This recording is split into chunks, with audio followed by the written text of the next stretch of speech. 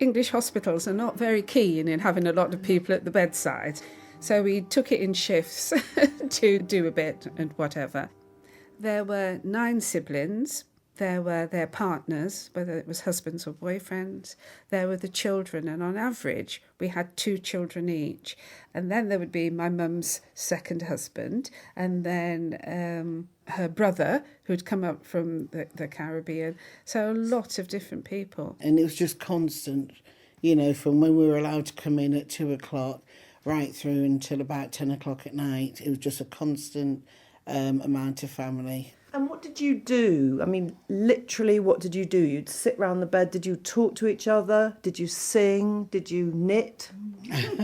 Not about the knitting, but we did sing and we talked a lot. And... Oh, yeah, we sang with the good old Caribbean favourites like Abide With Me and How Great Thou Art, because we're a very religious family. My father was a Methodist lay preacher, so we all used to troop to church together. So all of these songs would have meant a lot to her, so we were belting it out.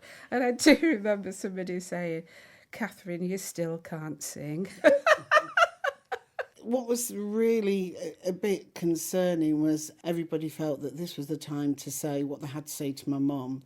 And if they'd had an argument, they brought that up and said, "I forgive you because, you know, you upset me on a certain day or whatever." And I just thought, why are you doing this? Why are you doing this? I was getting angry. I'm losing my mum. Let's think about all the good things. It's a shame she only had 2 hands, really.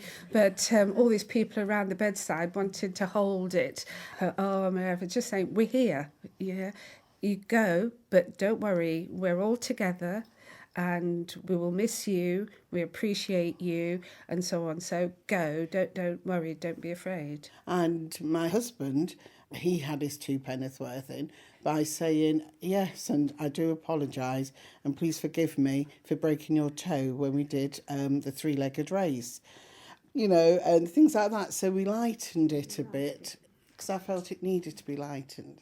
The picture you're painting for me is that you're sort of standing around the bed and then you want to take a break or check on the children and you're going out and someone else is coming in carrying boxes of food or carrier bags of something else. Is that how it was? Yeah, that's right. Yeah, Yes. not quite picnic, not quite party, but a blend, something that's a mix of all those. So we'd all be passing the food round and telling her about it.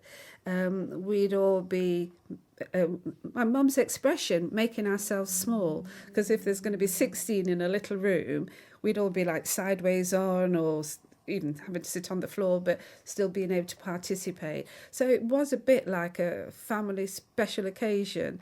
And if she was going to go in the middle of that, she'd have had a good time. I just wondered how we'd know. As you say, it's sort of very shallow breathing. It's just breathing. And it's just stillness. And I wasn't sure what was going to happen, which was the moment. And would we all be able to see it visually? Or those who were still holding her hands would feel a sort of letting go. I think I personally was envisaging what we'd seen on TV, but it didn't happen. And she was still hanging on. Yeah. Yeah, we left and she died after we left. My mum must have known, well, she did know, how we were going to be, you know, not really sure. To deal with it. Yeah, and she knew we wouldn't be able to deal with it. And she knew it was going to hit us hard. And she probably thought, you know what, I'm not going to die while they're here because that will freak us all out. So she waited until we'd all left. And that's a great mum. Yeah. And A that's great it. mum to the end. Yeah. She was thinking about us. Yeah.